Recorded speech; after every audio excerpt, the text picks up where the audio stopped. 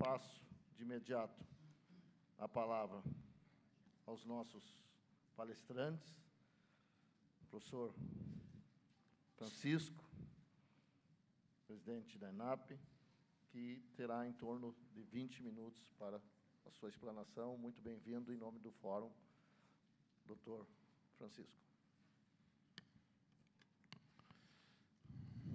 Muito obrigado, Rodolfo, pelas palavras introdutórias, pelo convite. A FONACAT, é um prazer e uma honra estar aqui muito grande conversando com vocês.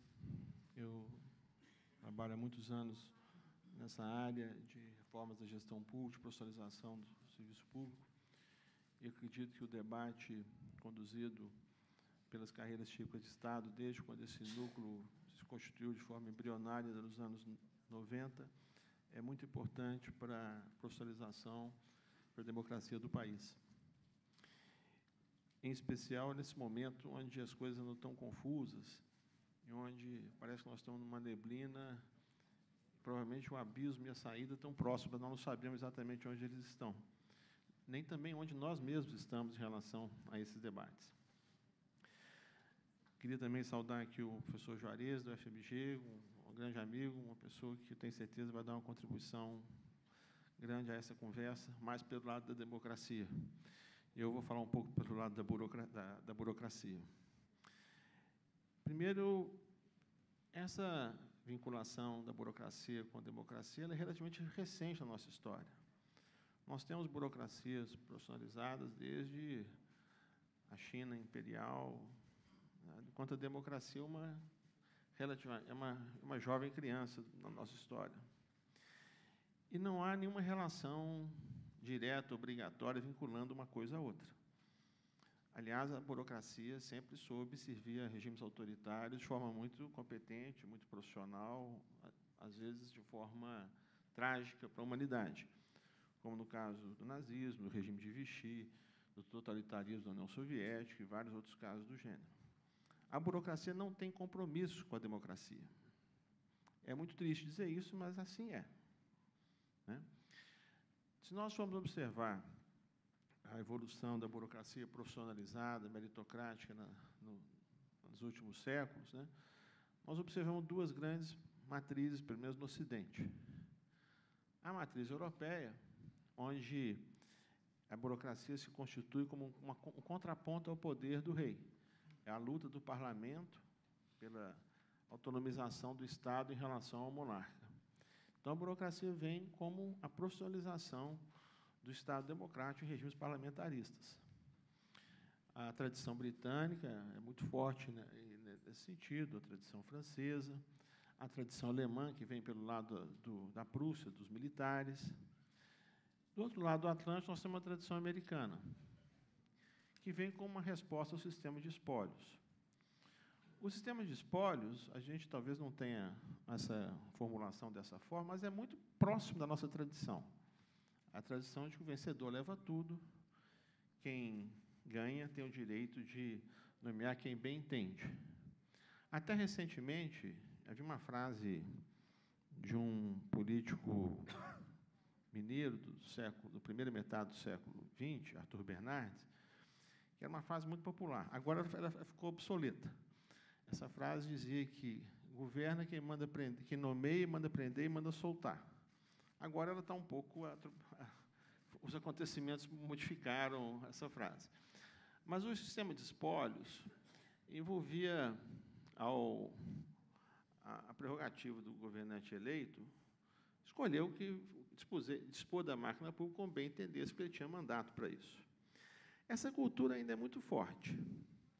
É muito comum, mesmo aqui no governo federal, quem chega, entender que tem direito a fazer o que bem entender. O problema da burocracia é viabilizar. Acredito que alguns de vocês já tenham se deparado com essas situações. O sistema de espólio nos Estados Unidos começa a mudar a partir de um assassinato de um presidente, e que gera uma comoção nacional e que se começa a aprovar legislações relacionadas à constituição do serviço público. E é um processo que demorou muito tempo. O que eles chamam de Progressive Public Administration, a profissionalização, demorou a primeira metade do século XX e avançou até a segunda metade do século XX. Mesmo assim, a administração pública norte-americana, ela tem um espaço para chamados political appointees muito maior do que a europeia, que o espaço é mais reduzido. Essas três categorias, os burocratas de carreira, os political appointees e a classe política, fazem parte de uma conversa permanente, um diálogo permanente, cujos papéis a gente precisa ter sempre em mente nessa conversa sobre democracia. Em geral, todo mundo que defende o primado da democracia sobre a administração defende fortemente esses valores até o momento que você tem um político corrupto, ladrão, bandido à frente do aparato do Estado. E quando ele começa a dispor da máquina pública ao seu bel prazer, aí a gente começa a ter certos fortes em relação à democracia. Nós estamos vivendo muitas coisas semelhantes hoje, né? Nunca a política foi tão criminalizada, desqualificada e, de certa forma, desmerecida como nos tempos atuais. Isso é um problema, porque mostra o pouco apego que nós temos aos valores democráticos, como se os valores burocráticos fossem por si superiores, como se o ingresso na máquina pública por um concurso público nos tornasse melhores do que quem tem voto. Nós temos também, é sempre bom mencionar nessa conversa, historicamente, uma burocracia que sempre teve um protagonismo enorme nessas conversas todas, as Forças Armadas. Mais recentemente, nós temos uma outra burocracia, que é a burocracia togada, que começa a ter também um peso muito grande nessa discussão nossa. E nós vivemos uma situação hoje no Brasil, eu peço desculpas pela franqueza, mas onde nós evoluímos da judicialização das políticas públicas para a criminalização da administração para a paralisia. Hoje nós vivemos a administração pública do medo. Alguns de vocês devem estar a par do PL que está sendo analisado por sanção presidencial e o debate que está se alastrando junto aos meios jurídicos e aos meios de controle do Estado, onde há como se estivesse discutindo uma coisa que liberasse as fronteiras do Estado para a corrupção. Bom, pessoalmente, eu já deixo aqui registrado meu posicionamento totalmente favorável ao PL, porque o governo parou. Não é esse governo, ele vinha parando há muito tempo. Mesmo antes do impeachment, eu me lembro conversando com alguns jornalistas, tentando chamar a atenção para os elefantes atravessando o campo, só queriam saber de uma conversa. O país tinha virado monotemático. Só se falava de Lava Jato, mas a verdade é que a administração pública vem parando há muito tempo. Eu vou voltar a esse assunto no final, porque diz respeito diretamente à conversa sobre as carreiras típicas de Estado, que hoje estão um pouco confusas em relação a esse debate também. Bom, se nós observarmos a história das reformas da administração pública no Brasil nos últimos 30 anos, o que a gente observa? O que a gente atesta? Primeiro, em 88, nós tivemos uma decisão, a exemplo de todas as outras constituintes nossas, botamos todo mundo para dentro. Todo mundo que estava por ali prestando serviço ao Estado, foi transformado em servidor estatutário. Na época, o regime estatutário era amplamente minoritário. Eram pouquíssimas as carreiras estatutárias nos estados, na União. Todo mundo foi transformado em estatutário e todo mundo passou a ter direito à aposentadoria integral e estabilidade. Essa situação se arrasta aí até os meados dos anos 90. Nós tivemos aí 10 anos de turbulência com a redemocratização. A partir do governo Fernando Henrique, começa um processo de regeneração do núcleo do Estado. Eu não gosto, a palavra regeneração é bonita, mas ela não é correta, porque nunca existiu dessa forma. Nós nunca tivemos uma administração direta, profissionalizada. No auge, nos anos 80, nós chegamos a ter 10% de servidores federais que tinham ingressado por concurso público. É muito pouco. A partir de 95, primeiro no núcleo duro, depois, no governo do Lula, o povoamento se deu de forma mais intensiva, nós passamos a ter uma profissionalização maior, onde você tem uma substituição de funcionários estatutários que tinham ingressado no Estado por formas variadas, por funcionários que passaram a ingressar no Estado por concurso público. Esse processo ganha velocidade no segundo mandato do governo Lula e depois perde seu ímpeto nos mandatos da presidenta Dilma. Aqui ocorreu um problema cujo preço nós estamos pagando hoje. Um problema que a gente chama de policy sequence, sequenciamento. Nós começamos esse processo como país pelas áreas econômica, financeira, jurídica e de controle. Justamente o nosso núcleo, né, de carreiras mais duras, de carreiras típicas de Estado. Por que isso é um problema? Bom, você começa pela zaga, por quem diz não para o gasto, por quem diz não para a legalidade, por quem não tem compromisso com o delivery, com a entrega. Enfim, quem faz gol não é tão importante feito quem controla, monitora e decide pela legalidade. Não há aqui nenhuma crítica a essas carreiras, nesse sentido, até porque eu pertenço a uma delas, né? Eu sou um gestor Saulo do primeiro concurso de gestores, né? E o que ocorre é o seguinte: a recomposição das carreiras, ou a constituição das carreiras nas áreas finalísticas, ela foi ficando em segundo plano. Nós tivemos um espasmo no segundo mandato do presidente Lula, com a criação das carreiras de infraestrutura, a criação da carreira de analista de testes de polícias sociais, que não decolaram, a de polícias sociais micou, só teve um concurso, na verdade. Mas outras áreas, estou falando dos ministérios, né? As carreiras permaneceram o quadro de carreiras do PGPE antigo, pouca renovação, e alguns lugares com algumas carreiras finalísticas interessantes, como ciência e tecnologia, meio ambiente, né, a previdência, mas poucas.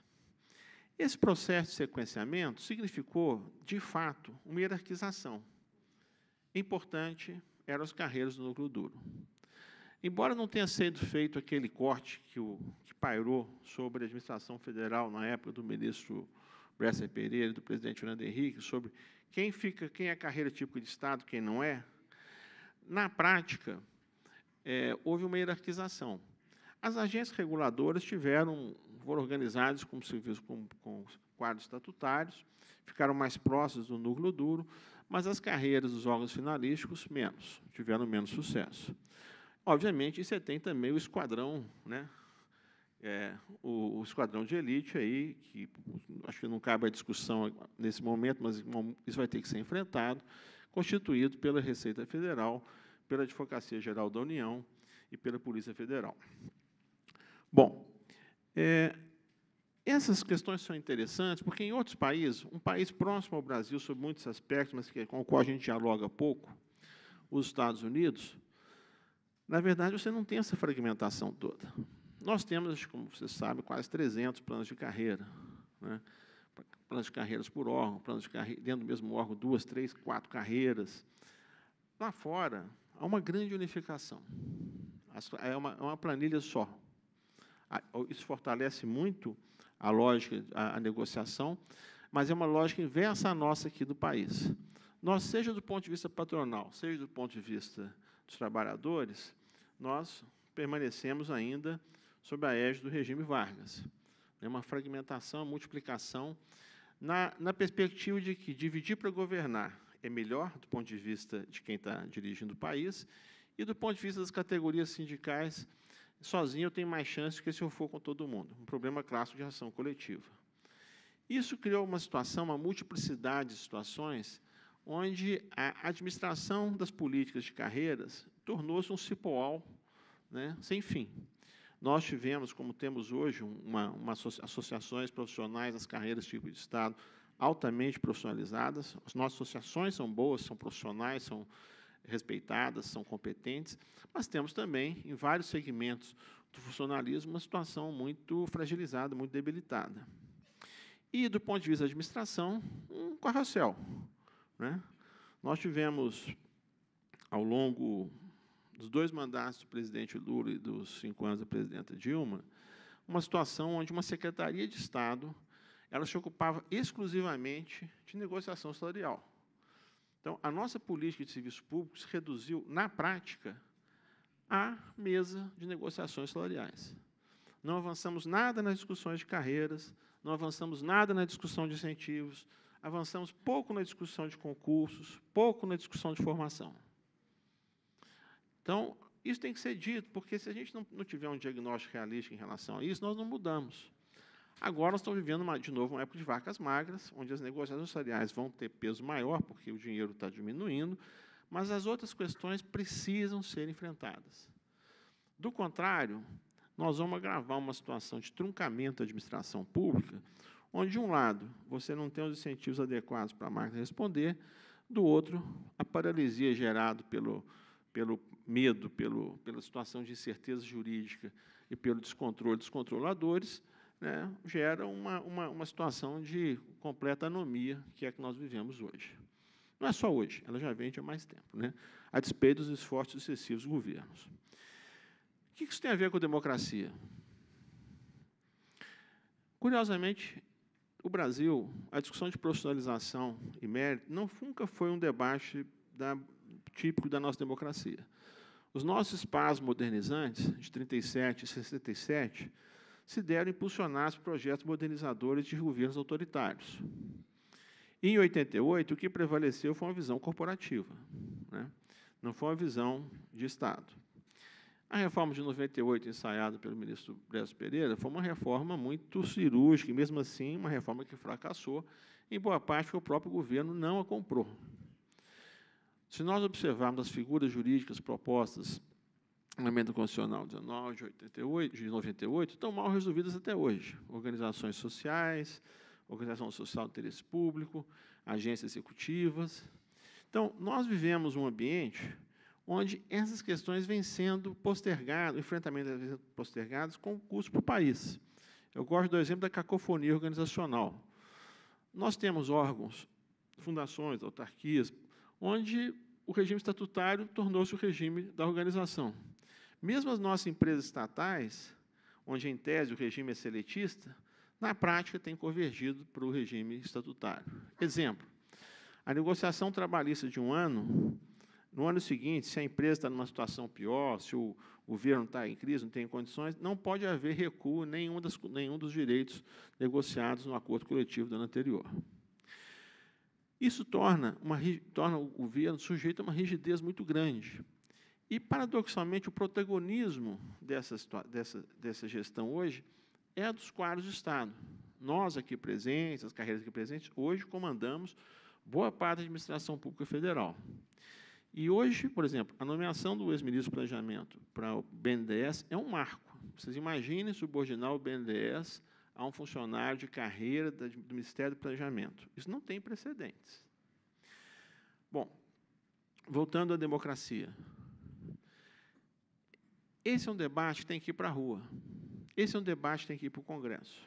Esse é um debate difícil para nós. Esse é um debate que não pode se transformar numa chantagem de negociações intramuros. Esse é um debate que a sociedade precisa participar.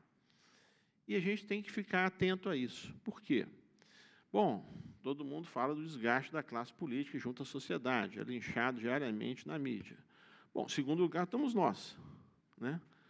O funcionalismo é uma categoria odiada pela mídia, pela sociedade, porque a mídia mostra de uma forma muito confusa e muito ambígua o que é o funcionalismo público. Parece um reino de privilégios. Eu brinco, é uma estratégia de vitimização e vilanização. Para quem viveu, como eu e o Juarez, o período dos anos 80, não tem nada de novo nisso. Aqui, quem estava aqui em Brasília viveu o governo Collor. Nós vivemos em Minas Gerais o governo Nilton Cardoso. A estratégia de desqualificar, criminalizar o funcionalismo é uma estratégia recorrente na nossa política. E há uma grande confusão entre o funcionalismo, digamos assim, defensável e o funcionalismo indefensável. Nós temos, no âmbito dos nossos poderes, uma situação de ausência de checks and balances. Nós temos uma situação de ausências de peso e contrapeso. O nosso executivo e o nosso legislativo, né, são submetidos ao escrutínio permanente da mídia da sociedade. O mesmo não ocorre no nosso judiciário. Nós temos o Ministério Público e o Tribunal de Contas da União sob questionamento hoje sobre se são responsabilizáveis ou não, né? Eu me lembro de um artigo publicado por um jovem advogado da GV Direito do Rio, em dezembro de 2016. O título era assim, eu li e não acreditava. é preciso empichar no juiz do Supremo. É um artigo muito provocador, mostrando uma série de contradições na atuação dos ministros do Supremo, mas a tese do artigo era o seguinte: tem que haver um mecanismo de um juiz do Supremo ser empichável. O mesmo vale para o ministro do Tribunal de Contas, para um procurador da República, senão você cria uma situação estranha. No Executivo, nas carreiras típicas de Estado, você sabe quão é difícil trabalhar os pesos e contrapesos dos nossos colegas, de nós mesmos. E nós estamos vivendo um momento de um furor, de um lado um corporativismo, do outro lado um linchamento junto à sociedade, uma confusão política muito grande, uma polarização muito grande, né? E as questões têm que ser discutidas no campo das suas esferas. Por quê? Se tudo tem a ver com tudo, nós não conseguimos discutir nada. Queria falar uma última coisa sobre autonomia. Eu brinco que, quando eu converso sobre autonomia, eu olho para aquela fila que tem ali, está ali Judiciário, Ministério Público, Tribunal de Contas, Banco Central, IBAMA, Anvisa, Receita, Polícia. Não é isso. Não pode ser isso. Não pode ser intocabilidade, não pode ser inimputabilidade. Nós temos que conversar isso em outras bases. Esse é um problema da democracia. Esse é um problema da democracia, é um problema de quem tem voto para conversar, discutir, problematizar sobre ele. Fico por aqui, peço desculpas pelas provocações, espero que no debate a gente possa retomar o tema. Muito obrigado.